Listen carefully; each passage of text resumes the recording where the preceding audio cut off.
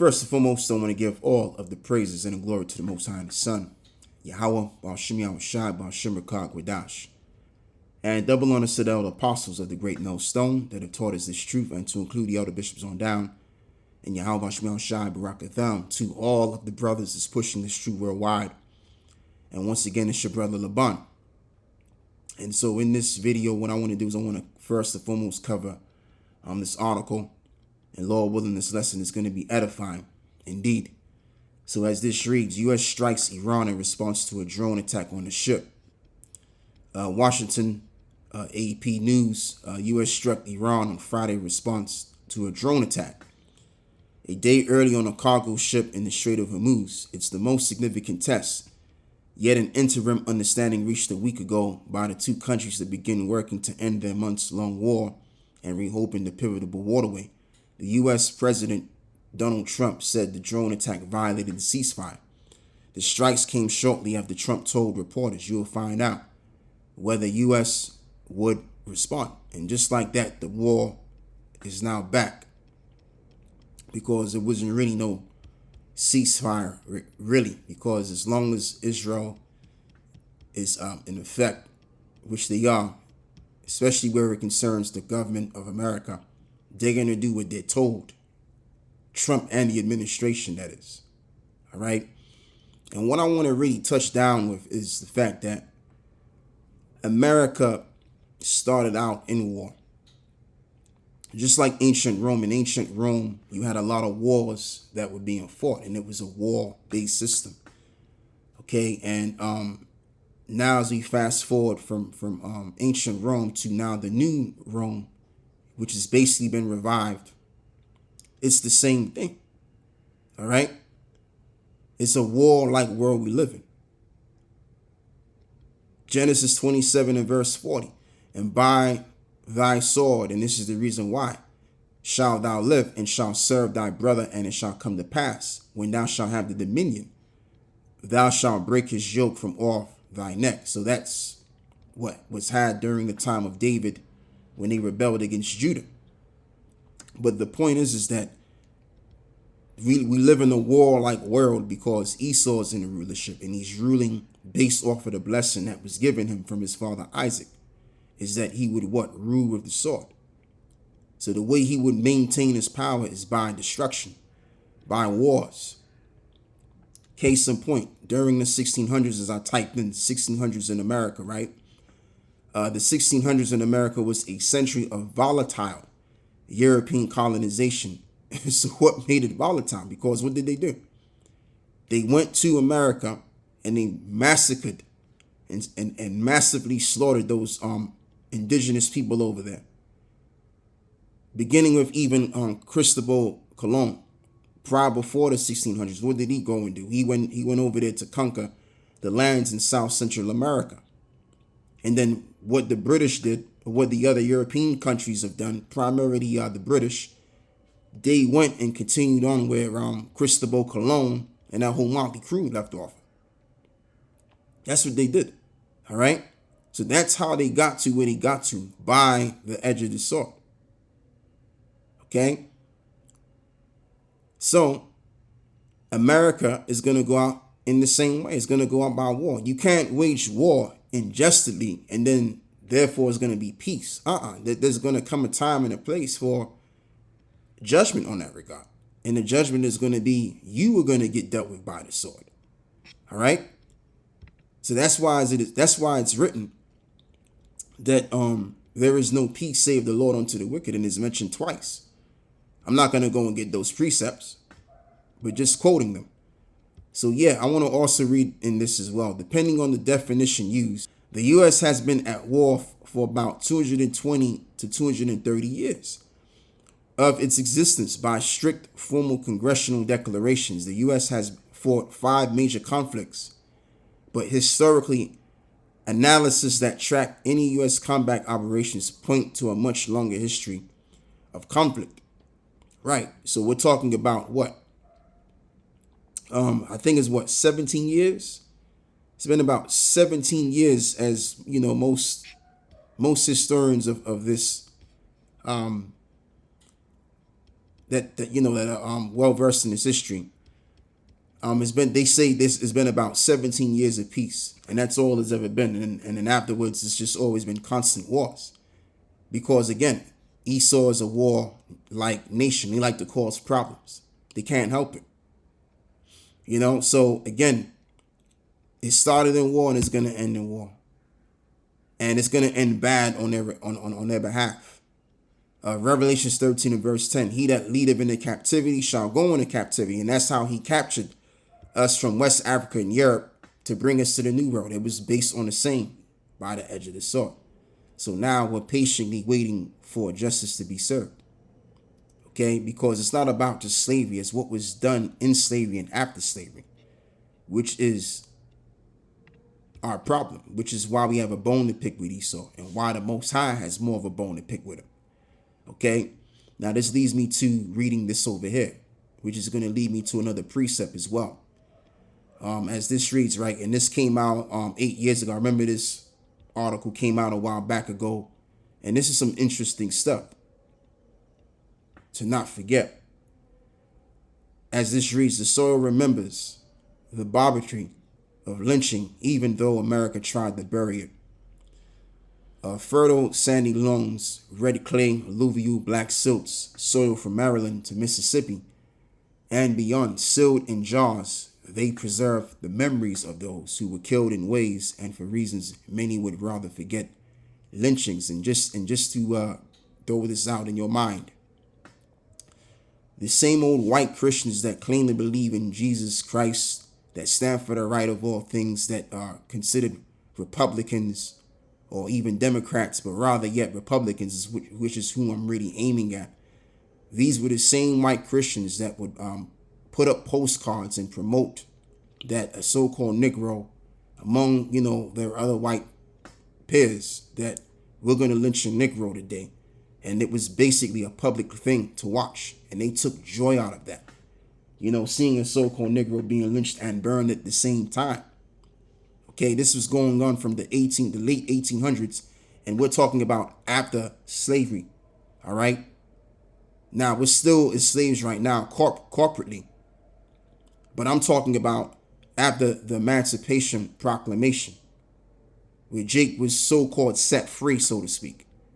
Then all of these lynchings occurred because really you had a lot of these Edomites. They were upset at the fact that their business was being ruptured because we were being transferred from one state to another state. Really, most of us were being transferred up north. All right. So they lost their business and they got upset. So the Negroes that were around about so-called free, they would find these Negroes, if they committed a crime or whatever, worthy of death, they would publicize it and say, look, this guy's going to get lynched today. You know what I'm saying? These were no atheistic Edomites that didn't believe in anything. These were Christians, so-called Christian Edomites that were highly likely Republicans, by the way. Okay? So let that sink in. There's jars of soil with George Armwood's name on it, collected by the Maryland Lynching Memorial Project. The organization remembered Armwood's last week on the 85th anniversary of his death on October 18th, 1933. He became the last known victims of a racial terror lynching in the state. So this is what was going on from the late 1800s, even on towards the 1960s. Almost 100 years of lynchings that occurred in the soils of America. And this is the reason why they don't want to talk about this stuff, because what it does is it puts a bad name on America. It gives America a terrible reputation, and the PR is pretty much ruptured. All right, because if you're going to do business with the world needs to know if you're worthy of being trusted. So if you got a bad PR, we can't trust you doing business. We can't do business with you. All right. But it's too late. People have already awakened to the idea that America started out with war. All right. Which is not even an idea. It's a reality. People have awakened to the reality that America started out with war. It didn't start out with Christian values. None of that crap. It started out with violence and even witchcraft to include. The founding fathers were a bunch of dark brotherhooded Masons. And they own slaves, by the way, if you want to get real about it, okay? So now, let's also read this as well. Habakkuk chapter 2 and verse 16. Thou art filled with shame for glory. Drink thou also, and let thy foreskin be uncovered. The cup of the Lord's Yahweh's right hand shall be turned unto thee, and shameful spewing shall be on thy glory. And just like I was saying, that's why they don't teach slavery no more in America as much. They don't go into that part of history because, again, it's shameful. And it just reminds, and really what it does is it just quickens the minds of our people to realize that these so-called white people are not for the interest of you at all. They don't like you, and they never will. Now, am I saying all of them? No, because some of them are cool. You got some so-called Edomites that may appear to be Edomites that may generally be cool with Jake because they may be Israelites their damn selves. But for the most part, they don't see eye to eye with y'all, and they never will, because there's two different spirits. And based on historical accounts, see, this is how you know a nation as to who they really are. Just check their record out. That's all you got to do. Just check the record, and you'll see who you're dealing with. Their history tells you everything you need to know about who you're dealing with. All right? And that's why I have to say the third time. This is why America and just overall the West, they want to do away with this part of history. Because once you know this history, you know who they are right now.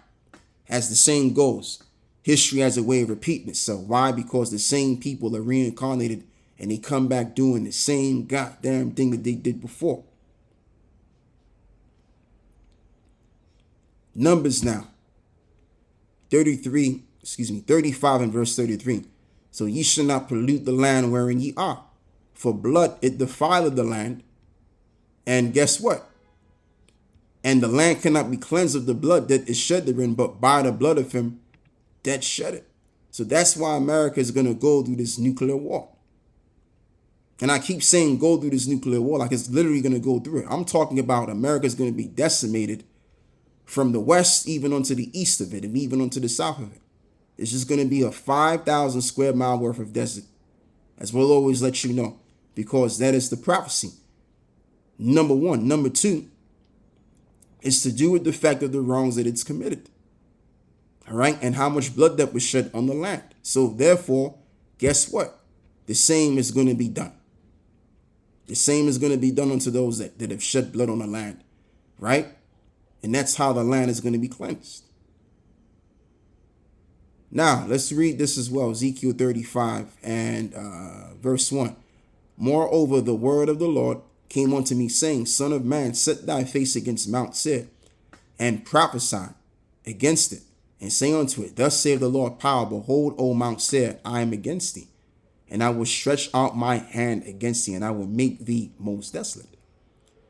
I will lay thy cities waste, and thou shalt be desolate, and thou shalt know that I am the Lord, because thou hast had a perpetual hatred, and hast shed the blood of the children of Israel by the force of the sword, in the time of their calamity, in the time that their iniquity had an end.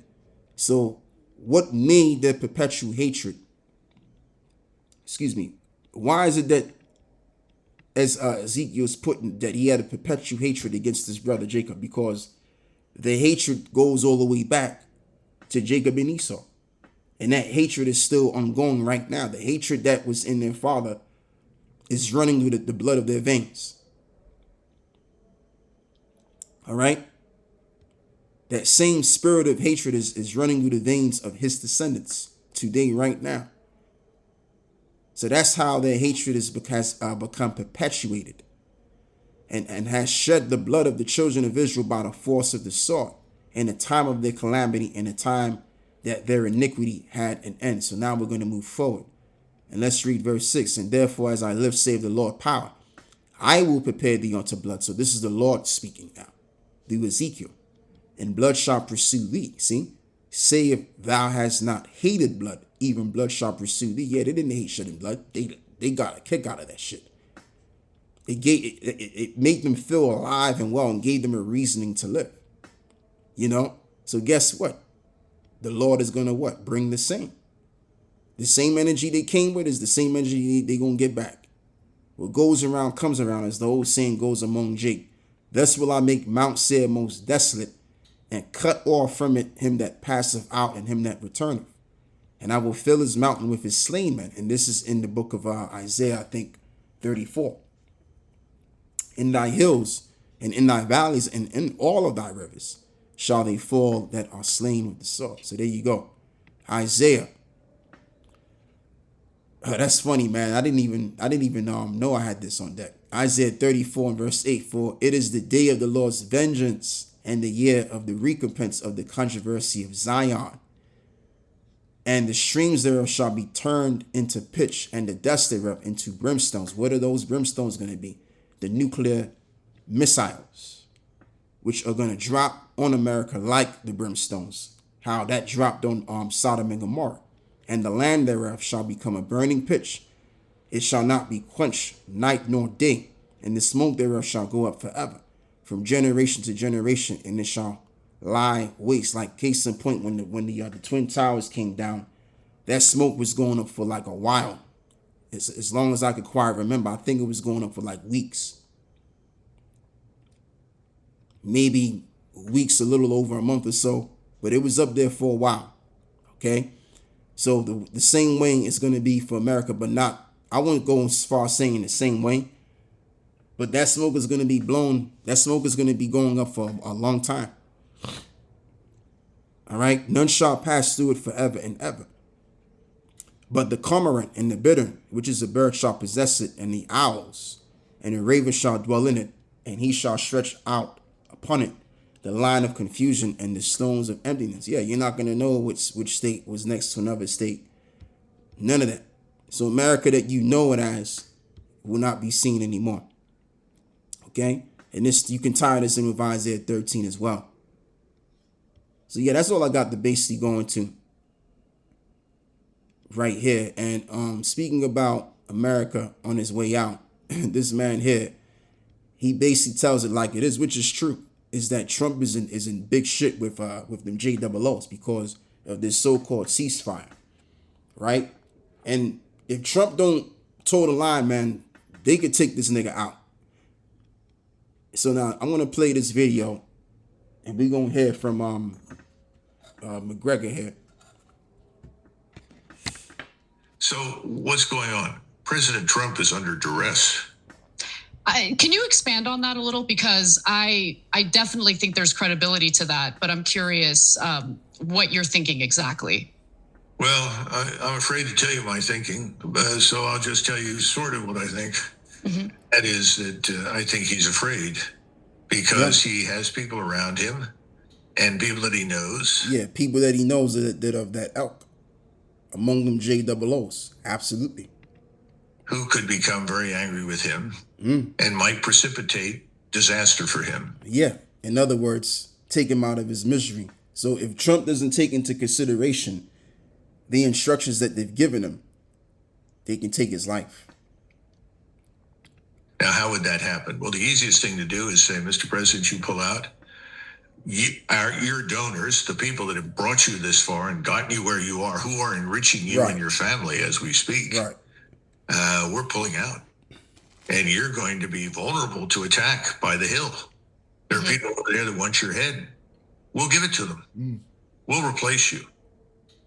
And who are they going to replace him with? Well, they've got Vance. Vance isn't a free agent.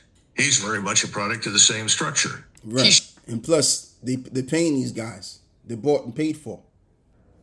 Before he got into office, right, Elon Musk was paying him a lofty amount of money on his campaign. And there's a reason for that. There's a reason for that, because whatever Elon Musk needs to be done for him, or let's just say those that are above Elon Musk, right? He's going to have to toe the line, because no one gives you that massive amount of money just to do what the fuck you want to do. No, you are given that kind of money to do what they want you to do. You're being told what to do. So there's no such thing as, oh yeah, well, I don't want to do this, I don't want to do that. No, you're in too deep because of the massive amount of money they put in your pocket. They can afford to fulfill their agenda. And the rest they'll give the president. right? He can keep the rest of the money if he does a good job. So he's in too deep, man. He's made a pact. He's made a covenant with these people, and he's been around these people ever since. Way before he became the president. So he got things to do. He doesn't have the space. He doesn't have the leverageable power to make decisions on his own merit. He's the president of America. And when you become the president, you are under marching orders of those that have put money in your pocket. Right? You got to do their bidding. So whoever's paying you, that's who you work for. And that's the reality with Trump. So, yeah, that's all I got to say with this, man. I want to give all of the praise and the glory to the Most High and His Son. Yahweh Bashmi Shai Bashim Rakak With that, I'm going to close on this one and I say Shalom.